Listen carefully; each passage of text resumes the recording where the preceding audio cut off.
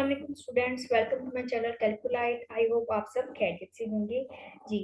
तो last time हमने discuss किया था system of non homogeneous linear equation को सॉल्व करने का मेथड, मैट्रिक्स इन्वर्जन मेथड। ठीक है, आज हम डिस्कस करेंगे क्रैमर रूल, यानी क्रैमर रूल से system of non homogeneous linear equation हम लोग कैसे सॉल्व करेंगे। ठीक है जी। जो आज का लेक्चर स्टार्ट करने से पहले आप सब लोगों से मेरी रिक्वेस्ट है कि आप लोग मेरा चैनल सब्सक्राइब कर लें। उसके बाद हम आज का लेक्चर स्टार्ट करते हैं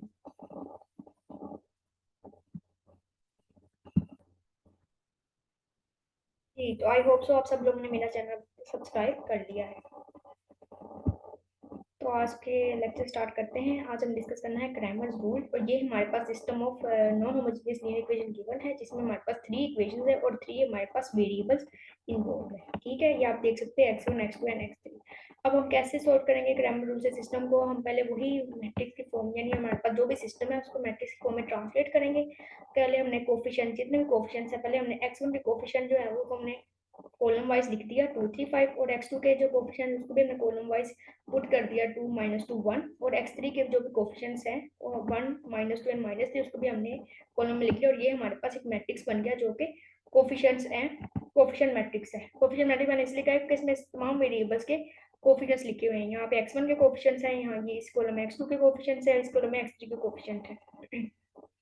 और साथ मैंने मैट्रिक्स लिखा है x, जिसके अंदर मेरे पास वेरिएबल्स हैं, यानी जो हमारे पास वेरिएबल सिस्टम में इन्वॉल्व हो रहे हैं। पहले मैंने x1 लिखा है, फिर मैंने x2 लिखा है, फिर मैंने x3 लिखा है, क्योंकि पहला कॉलम मेरे पास x1 का है तो इसलिए मैं पहले x1 लिखूंगी। दूसरा कॉलम मेरे पास x2 का है, x2 के कोफिशिएंट्स का है, इसलिए मैं यहाँ पे सेकंड एंट्री x2 लिखूंगी। थर्ड मेरे पास कॉलम x3 के कोफिशिएंट्स का है, इसलिए मैं यहाँ पे थर्ड में x3 लिखूंगी। और हमारे पास जो कांस्टेंट टर्म्स है उसको मैंने एक अलग मैट्रिक्स में लिख दिया है। और मैंने अब देखें 3 1 2, यानी ये हमारे पास जो कांस्टेंट थे इन्वॉल्व हो रहे थे सिस्टम में, यानी इक्वेशंस के जो भी कांस्टेंट है उसको हमने एक अलग से मैट्रिक्स में लिख दिया है। अब मैंने इसको नाम दिया है मैट्रिक्स ए का, दूसरे को मैंने जो वेरिएबल्स वाला है उसको कैपिटल एक्स का, और जो थर्ड कांस्टेंट वाला मैट्रिक्स है उसको मैंने नाम दिया है मैट्रिक्स बी का। ठीक है, अब क्रैमर रूल्स क्या है? क्रैमर रूल्स है हमारे पास ना, इजीली हमारे पास जितने भी बड़ी जितने भी सिस्टम ऑफ लीनियर इक्वेशन होते हैं जिसमें 3 इक्वेशंस होती हैं या 4 इक्वेशंस होती हैं, तो वो आप इजीली क्रैमर रूल से जो है वो सोल्व कर ले सकते हैं। आपको ज़्यादा इसमें कैलकुलेशन कैलकुलेशन मतलब इतनी लेंथी नहीं होती, इजीली हो जाती है सोल्व। अब ये देखें, अब ये हमारे पास होता है x1 इज इक्वल्स टू, अब हमारे पास वेरिएबल सिस्टम सॉल्व करना है। सिस्टम सॉल्व करना है तो इसका मतलब वेरिएबल्स फाइंड करने हैं जो इस सिस्टम के अंदर है। अब आप ये वाला जो सिस्टम सॉल्व कर रहे हैं तो इसका मतलब यही है कि आप लोगों ने क्या करना है, इसके x1 और x2 एंड x3 हमने फाइंड करना है। ठीक है, अब x1 की क्या है? x1 हमारे पास आएगा determinant of a1 over determinant of a। x2 हमारे पास आएगा determinant of a2 over determinant of a, और x3 का हमारे पास फॉर्मूला है determinant of a3 over determinant of a। आप लोग ये सोच रहे होंगे कि ये a1 a2 और a3 क्या है, हमें तो यहाँ पे सिर्फ मैट्रिक्स a गिवन है, लेकिन यहाँ पे a1 कहाँ से आ गया, ये a2 कहाँ से आ गया, a3 कहाँ से आ गया। डिटर्मिनेंट ऑफ a की तो समझ आती है कि इस मैट्रिक्स का डिटर्मिनेंट निकालना है, लेकिन ये a1 का डिटर्मिनेंट, a2 का डिटर्मिनेंट और a3 का ये कहाँ से हमारे पास आएगा।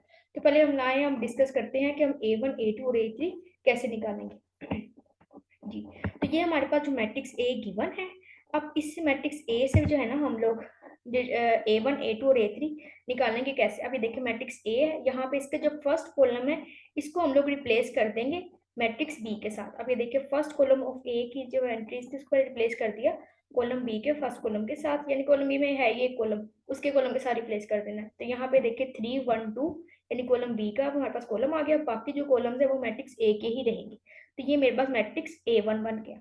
अब हम सेकंड नंबर पे देखते हैं मैट्रिक्स A2 कैसे आएगा। मैट्रिक्स A2 में आपने ऐसे करना है कि आपने सेकंड कॉलम A का रिप्लेस करना है विद कॉलम ऑफ B। ठीक है, सेकंड कॉलम आपने रिप्लेस कर दिया विद कॉलम ऑफ B। अब यहाँ पे सेकंड कॉलम 2 -2 1 की जगह देखिए 3 1 2 आ गया, बाकी दोनों कॉलम जो है फर्स्ट से थर्ड वाला वो मैट्रिक्स A का ही आया। तो इस तरह ये मैट्रिक्स A2 आ गया। अब आप लोग थर्ड देखें, थर्ड मेरे पास है जी A3 मैट्रिक्स। अब A3 जो है वो हमारे पास कैसे आएगा, अब आप लोग मेगा से गैस कर सकते हैं कि A3 भी सिमिलरली उसी प्रोसीजर से हम लोग निकालेंगे जैसे हमने A1 एंड A2 निकाले थे। हम लोग थर्ड कॉलम जो है वो रिप्लेस कर देंगे, थर्ड कॉलम रिप्लेस कर देंगे और उससे जो है ना मैट्रिक्स ए का, और हमारे पास आ जाएगा मैट्रिक्स A3। ये देखें ये बी मैट्रिक्स का जो कॉलम है वो मैंने थर्ड कॉलम से ए के रिप्लेस कर दिया, तो मेरे पास आंसर आ गया है ये आंसर कह दिया, सॉरी ये मैट्रिक्स A3 आ गया है। अब आपको मेरे ख्याल से समझ आ गया होगा कि A1 A2 और A3 हमने कैसे फाइंड करने हैं।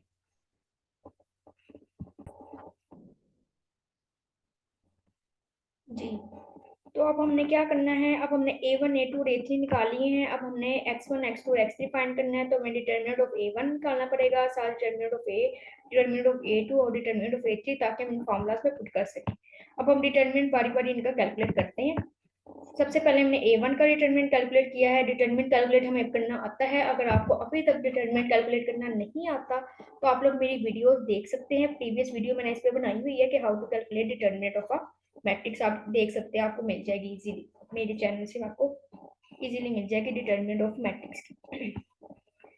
अच्छा, अब ये देखें A1 हमारे पास 3x3 ऑर्डर का मैट्रिक्स है। मैंने इसका डिटरमिनेंट निकाला है। आप लोग मेरी वीडियो देख लीजिएगा पिछली वाली, अगर आपको नहीं पता, और जिन लोगों को पता है उनको तो पता है कि मैंने ये कैसे लिखा हुआ, ठीक है।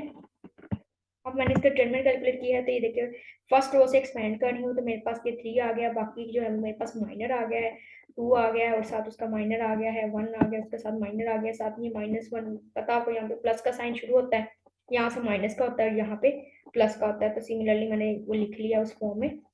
और उसके बाद मैंने इसका डिटरमिनेंट कैलकुलेट कर लिया है। डिटरमिनेंट हमें 2x2 ऑर्डर के मैट्रिक्स का कैलकुलेट करना आता है कि प्रिंसिपल डायगोनल की एंट्रीज को मल्टीप्लाई करना होता है, माइनस करना होता है सेकंड डायगोनल की एंट्रीज को। अब हर जगह हमने यही काम करते जाना है। तो मेरे पास ये देखें, ये डिटरमिनेंट आ गया है, यहाँ पे इसकी वैल्यू आ गई, इसकी वैल्यू आ गई, और सबको हमने सोल्व कर लिया है। तो डिटरमिनेंट ऑफ A1 का हमारे पास आंसर आ गया है 27। ये डिटरमिनेंट ऑफ A1 निकाल लिया। अब हम डिटरमिनेंट निकालेंगे मैट्रिक्स A2 का। मैट्रिक्स A2 का डिटरमिनेंट निकालेंगे। मैट्रिक्स A2 अब देखिए डिटरमिनेंट फॉर्म में मैंने लिख लिया है, और डिटरमिनेंट मैंने इसको भी एक्सपेंड किया है फर्स्ट रो से। देखिए फर्स्ट एलिमेंट 2 आ गया, साथ 2 को हमने डिलीट किया, वो वाली कॉलम, वो वाली रो, और पीछे जो एंट्रीज बची उसका डिटरमिनेंट आ गया। सिमिलरली हमें पता है इसके साथ नेगेटिव साइन आएगा, यहाँ से प्लस का साइन शुरू होता है, यहाँ से नेगेटिव और यहाँ से प्लस, -3। उसके बाद हमने क्या करना है, ये इसको बाकी जो एलिमेंट्स हैं उनका हमने क्या कैलकुलेट कर लेना है, माइनर कैलकुलेट कर लेना है। और उसके बाद 1 है, और 1 का हमने माइनर कैलकुलेट करना है। तो हम इसको डिलीट कर लेंगे कॉलम वाइज, और इसको रो वाइज। तो पीछे जो एंट्रीज बचती हैं उसका हम लोग डिटरमिनेंट निकाल लेते हैं, जो कि हमारे पास माइनर कहलाता है। इस तरह हमने इसको सोल्व किया है। तो इसको सोल्व करके हमारे पास जो आंसर आया है वो डिटरमिनेंट ऑफ A2 का आंसर आया है 0। अब डिटरमिनेंट ऑफ A3 पे चलते हैं। डिटरमिनेंट ऑफ A3 हमारे पास क्या है, डिटरमिनेंट ऑफ A3 में हमने वही मैट्रिक्स A3 को डिटरमिनेंट फॉर्म में लिखा है। इसी तरह मैंने एक्सपेंड फर्स्ट रो से ही किया है, इसको एक्सपेंड फर्स्ट रो से किया है।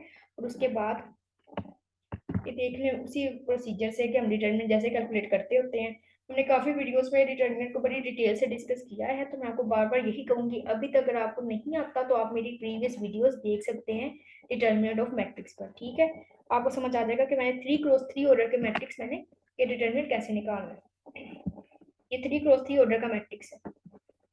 और ये देखें आप कि इसको मैंने कैलकुलेट सिंप्लीफाई किया है, मेरे पास आंसर आ गया डिटरमिनेंट ऑफ A3 का 27। अब मेरे पास फार्मूलाज हैं। अब मेरे पास डिटरमिनेंट ऑफ A1 भी आ गया है, मेरे पास डिटरमिनेंट ऑफ A2 भी आ गया है, डिटरमिनेंट ऑफ A3 भी आ गया है, लेकिन मैंने अभी तक डिटरमिनेंट ऑफ A फाइंड नहीं किया। तो पहले मैं डिटरमिनेंट ऑफ A फाइंड कर लेती हूँ, उसके बाद मैं फार्मूला से पुट कर लूँगी। अब डिटरमिनेंट ऑफ A है, ये देखिए मैंने डिटरमिनेंट फॉर्म में लिखा है, उसको मैंने ये सारा यहाँ पे सोल्व किया है। तो मेरे पास आंसर आ जाएगा डिटरमिनेंट ऑफ A का 27। आप लोग सोल्व कर लीजिएगा, आपको इजीली सोल्व करना इसको आता है। आप जब इसको सोल्व करेंगे तो आपको देखिएगा कि आपका आंसर भी 27 ही आएगा डिटरमिनेंट ऑफ A का। अब मैंने फार्मूलाज में पुट कर लेनी है, ये मेरे पास x1 x2 x3 की जो भी फार्मूला था उसमें मैंने वैल्यूज पुट कर लेनी है। x1 का हमारे पास फार्मूला था determinant of A1 over determinant of A। तो डिटरमिनेंट ऑफ A1 आप लोग देखिए जरा, डिटरमिनेंट ऑफ A1 का आंसर देखिए 27 आया हुआ है। देखिए A1 डिटरमिनेंट, इसका आंसर 27 आया है। A2 के डिटरमिनेंट का आंसर 0 आया है, और A3 के डिटरमिनेंट का आंसर 27 आया। तो मैंने वैल्यूज पुट कर दी है। ये देखिए A1 के डिटरमिनेंट की जगह 27 और डिटरमिनेंट ऑफ A की जगह 27, तो आंसर आ गया 1। तो x1 हमारे पास 1 आ गया है। अब x2 देखें, x2 में हमारे पास आ गया डिटरमिनेंट ऑफ A2 और ये डिटरमिनेंट ऑफ A2 हमारे पास 0 था, और डिटरमिनेंट ऑफ A तो 27 ही है। तो 27 पुट किया इधर, तो मेरे पास आंसर आ गया 0। x2 की वैल्यू हमारे पास आ गई 0। अब थर्ड देखें x3 वेरिएबल, उसमें हमारे पास आएगा determinant of A3 over determinant of A। तो डिटरमिनेंट ऑफ A3 हमारे पास 27 है, और मैंने इसको डिवाइड भी किया है नीचे matrix sorry determinant of A से, यानी उसका वैल्यू हमारे पास 27 थी। तो हमने इसको सॉल्व किया तो आंसर आ गया 1। तो x3 का हमारे पास आ गया आंसर 1, x1 1 आ गया है, x2 0 एंड x3 1। अब देखिए कितनी इजीली हमने इसको सॉल्व कर लिया है, बाय यूजिंग ग्रामर रूल। अब ग्रामर रूल से आप system of non homogeneous linear equation easily solve कर सकते हैं। ठीक है, आई होप सो आपको आज का लेक्चर समझ आया हो। आप लोग मेरी प्रीवियस वीडियोस भी देखिएगा। और नेक्स्ट टाइम अब हम लोग एक नया चैप्टर स्टार्ट करेंगे, चैप्टर नंबर 7 है सीक्वेंस का। तो आप लोग जो है वो लास्ट में वीडियोस को एंड तक देखिएगा और ज़्यादा से ज़्यादा जो है उसको लाइक कीजिए। अगर आपको पसंद आता है मेरा तो वीडियोस, तो आप लोग मेरा चैनल प्लीज़ सब्सक्राइब करें और शेयर करें, अपने फ्रेंड्स के साथ भी शेयर करें ताकि उनको भी बेनिफिट हो इससे जो मैं वीडियोस बनाती हूँ। और अगर आपको कोई भी कन्फ्यूजन है तो आप नीचे कमेंट सेक्शन में मुझे बता सकते हैं। तो आज के लिए इतना ही काफ़ी है। अल्लाह हाफिज़।